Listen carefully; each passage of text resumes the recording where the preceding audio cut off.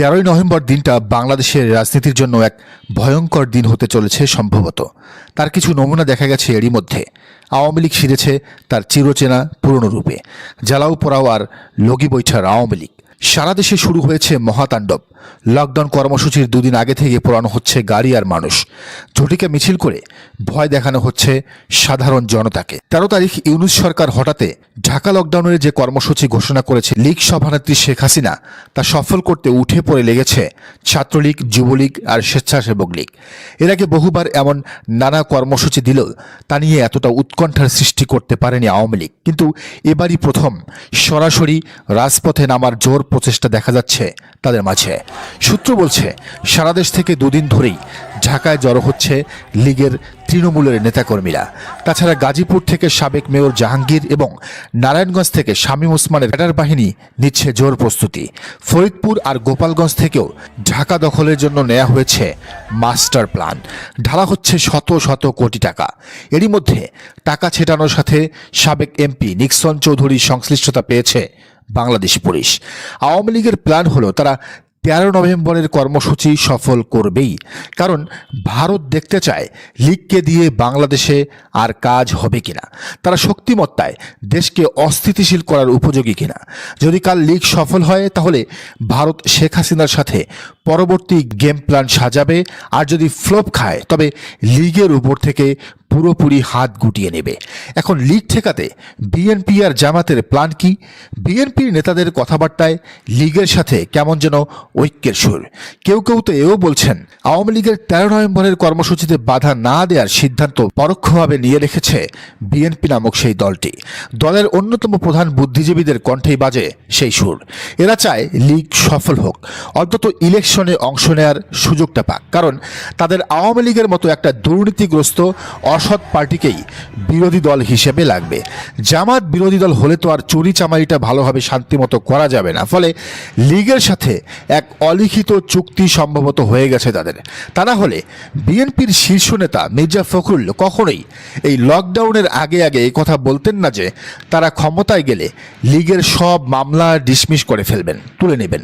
এরই মধ্যে দলটি প্রমাণ করেছে তারা নৌকার মাস্টার কপি, শেখ হাসিনার যমজ ভাই। তাদের লক্ষ্য উদ্দেশ্য একটাই, ক্ষমতা ক্ষমতা ক্ষমতা। জনতার কোনো বালাই এখানে নাই। তারা সংস্কার চায় না, গণভোট চায় না, চায় শুধু চেয়ার আর লুটপাটের অবাধ স্বাধীনতা।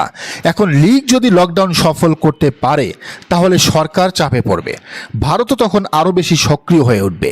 জাতিসংঘ সহ আন্তর্জাতিক বিভিন্ন মহল থেকে চাপ আসবে লীগের উপর থেকে নিষেধাজ্ঞা সরিয়ে ইলেকশনে অংশগ্রহণের সুযোগ সৃষ্টির, যেটা বিএনপিরও চাওয়া। এরপর ইলেকশনে ভাগ বাটোয়ারা করে বিএনপি ক্ষমতায় আর বিরোধী দল আওয়ামী লীগ। নেপথ্যে ভারতের ইলেকশন ইঞ্জিনিয়ারিং, ঠিক 2008 সালের মতো। পরের বার আবারও ক্ষমতায় শেখ হাসিনার দল, বিরোধী দল হবে বিএনপি। সেই পুরনো রাজনীতি, পুরনো সিস্টেম। এখন বিএনপি বেইমানি করলেও জামাত শিবিরকে বসে থাকবে না। তারা এরই মধ্যে কঠোর হুঁশিয়ারি দিয়ে মাঠে থাকার ঘোষণা দিয়েছে। শিবির কর্মসূচি দিয়েছে। জামাত নেতৃত্বাধীন 8 দলও কাল সারাদিন মাঠে থাকবে, ঢাকার রাজপথ দখলে রাখবে। 12 নভেম্বর মগবাজার আল ফালাহ মিলনায়তনে যৌথ সংবাদ সম্মেলনে 8 দলের পক্ষ থেকে জামাতে ইসলামীর নায়েবে আমির অধ্যাপক মুজিবুর রহমান নতুন এই কর্মসূচি ঘোষণা করেছেন। তিনি জানান, 13 নভেম্বর বৃহস্পতিবার ফ্যাসিবাদী শক্তির নাশকতা ও অপতৎপরতার প্রতিরোধে 8 দলের নেতারা সর্বস্তরে জনশক্তি সহ দেশব্যাপী রাজপথে অবস্থান করবেন। শুধু তাই নয়, পরের দিন 14 নভেম্বর শুক্রবার জুলাই জাতীয় সনদ বাস্তবায়ন আদেশ জারি ও জাতীয় নির্বাচনের পূর্বে গণভোট আয়োজন সহ 5 দফা দাবিতে দেশব্যাপী জেলা ও মহানগরের মধ্যে বিক্ষোভ মিছিল অনুষ্ঠিত হবে। আর 16 নভেম্বরের মধ্যে 5 দফা দাবি না মানা হলে প্রধান উপদেষ্টার বাসভবন যমুনার সামনে অনির্দিষ্টকালের জন্য অবস্থান কর্মসূচিও ঘোষণা করেছে জামাতে ইসলামী সহ 8 দল।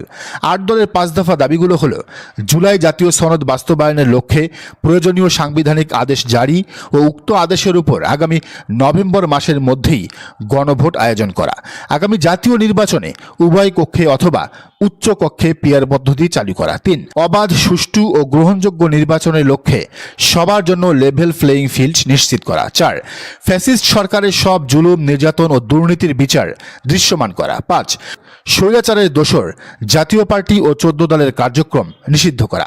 এখন বিএনপির নেতাকর্মীদের কথাবার্তায় তো স্পষ্ট তারা লীগের বিচার করবে না, সব মাফ করে দেবে। কিন্তু এরা কি জানে এই আওয়ামী লীগ কতটা হিংস্রের দল? এই বিএনপির প্রতিষ্ঠাতা জিয়াউর রহমান 1981 সালে শেখ হাসিনাকে বুঝিয়ে দেন ধানমন্ডি 32-এর বাড়ি আর রাজনীতি করার অধিকার। এর প্রতিদান দিতে হাসিনা দেরি করেননি। শেখ হাসিনা ভারত থেকে বাংলাদেশে ফেরার মাত্র 13 দিনের মাথায় খুন হন জিয়াউর রহমান। হাসিনা না ফিরলে এ খুন হতে কিনা তা নিয়ে সন্দেহ আছে। 1995-তে জামাত আওয়ামী লীগের সাথে মিলেমিশে আন্দোলন করেছিল। নিজামী সাহেবের সাথে শেখ হাসিনার হাসি হাসি মুখে করা মিটিংয়ের ছবি এখনও নেটে আছে। সেই নিজামীকে হাসিনা শহীদ করেছেন। 2001 সালে খালেদা জিয়া ক্ষমতায় আসার পরও হাসিনাকে খুব একটা ঘাটাননি, দুর্নীতির মামলা করেননি, হাসিনাকে রাজনীতি করতে দিয়েছেন। সেই খালেদা জিয়াকেই হাসিনা বৃদ্ধ বয়সে জেলে ঢুকিয়েছেন, বিনা চিকিৎসায় মেরে ফেলার বন্দোবস্ত পর্যন্ত করে ফেলেছিলেন। আরেকটু দেরি হলে হয়তো সাইদি সাহেবের মতো পরিণতি হতো খালেদা জিয়ার। আওয়ামী লীগের সাথে ভালো ব্যবহার করা প্রত্যেকের পরিণতি হয়েছে এতটাই করুণ। নবীজির একটা হাদিস আছে, তার উম্মতদের তিনি এক সাপের গর্তে 2 বার পা দিতে না করেছেন। মানে আপনি সাপের গর্তে পা দিয়ে ছোবল খাবেন, তারপর ভাগ্যের দোষ দেবেন, সেটা হবে না। বিষধর সাপের সামনে আপনি যতই গোলাপ নিয়ে যান, ওরা শেষ পর্যন্ত ছোবলটাই চেনে। ওদের সাথে চলার একমাত্র ওয়ে হলো ওদের বিষ দাঁত ভেঙে দেয়া, এর বাইরে আর কোনো ওয়ে নাই। আওয়ামী লীগ আবার গর্ত থেকে বের হওয়ার চেষ্টা করছে, আগুন দিচ্ছে বাসে, কারে, মাইক্রোবাসে। অলরেডি পুড়িয়ে শহীদ করেছে একজনকে, আরও পোড়ানোর আগেই এদের মাজা ভেঙে দিতে হবে। জালিমের প্রতি সদয় আচরণ করার অর্থ হলো মুসলিমের উপর জুলুম করা। আওয়ামী লীগের প্রতি সদয় হইতে বলার আগে কথাটা যেন বিএনপি মনে রাখে, মির্জা ফখরুল মনে রাখে। দর্শক, আপনি কি মনে করেন জানান কমেন্টের ঘরে। আর এই চ্যানেলে নতুন হলে অবশ্যই সাবস্ক্রাইব করুন এবং বেল আইকনটি বাজিয়ে রাখুন।